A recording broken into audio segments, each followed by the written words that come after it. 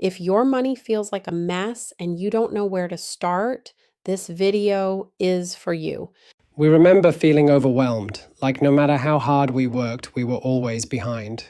That's why we're walking you through a simple 5-step plan that can help you get control of your finances without shame, without gimmicks.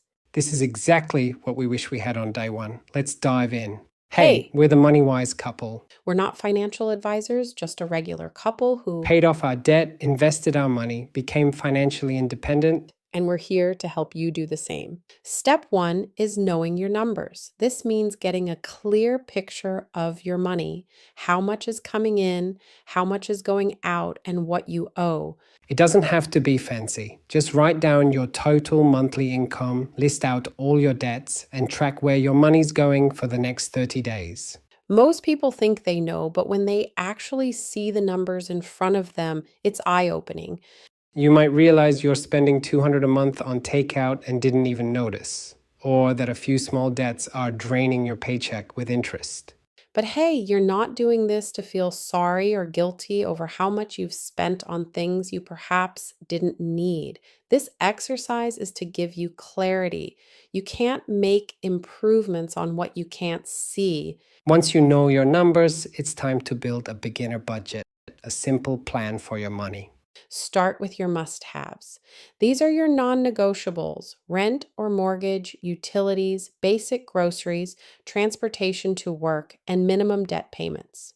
List those out first, then see what's left over. That leftover money needs to be divided between savings, extra debt payments, and, if there's room, some breathing space for things like coffee runs or family nights. If your budget's tight, this part might feel discouraging, but even cutting 20 here or 30 there adds up. We used to say, if it's not a need, it needs a reason. That helped us think twice before spending on anything that wasn't essential. Remember, your budget is there to make sure you are telling your money where to go, not the other way around. And if you're a couple, don't forget about date nights. It's so important to continue doing something special together, especially when you're on a budget. We got super creative here, planning for dates while spending next to nothing on them. Happy to share tips on these if you need them. Just comment below. Step 3 is to build a mini emergency fund. Aim for $500 to $1,000. This isn't vacation money. It's for surprise bills, flat tires, last-minute prescriptions, life stuff. We didn't have this at first, and every unexpected expense went straight on the credit card. That made our debt feel never-ending. We built ours by selling a few things, skipping takeout for a month, and doing odd jobs. It didn't happen overnight, but it was worth it. Even a small emergency fund gives you breathing room and helps keep you from falling back into debt. If you can't make it $500, start with $300.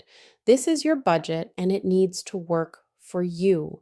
Now that you've got a little cushion, it's time for step 4, paying off debt with a strategy. We recommend the debt snowball method. Here's how it works.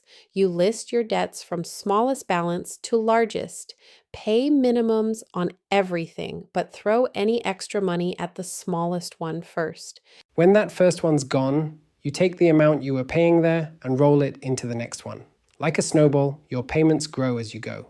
Now, here's why this works. It gives you quick wins. You see progress fast, and that will help you realize how debt can be tackled a lot faster than you ever imagined. Exactly like a snowball that starts small and quickly grows and gets faster. Some people talk about the avalanche method, where you tackle the debt with the highest interest rate first. That saves more money on paper. But if you're living paycheck to paycheck and struggling to stay motivated, knocking out a small debt completely can give you the emotional boost you need to keep going. That's why we stuck with the snowball, and we don't regret it. Step 5 is setting a 90-day money goal. Not a lifetime plan, just your next win. Think, what can I do in the next 3 months? Maybe it's saving your emergency fund, or paying off one credit card, or sticking to your budget for 3 months straight. Write it down. Keep it simple and specific. For us, our first 90-day goal was to save $1,000 in an emergency fund and pay off $600 on a store card. We printed it out and stuck it on the fridge. Every time we made progress, we marked it. It helped us stay focused and celebrate the small wins. Here's your 5-step plan one more time. 1. Know your numbers. 2. Build a beginner budget. 3. Create a mini emergency fund. 4. Use the debt snowball. And 5. Set a 90-day money goal. This plan helped us go from constant panic mode to being in control. You can do it too, one step at a time. Subscribe if you want to keep learning with us. We're breaking down each step in future videos. And let us know in the comments, what's your 90-day goal? You've got this.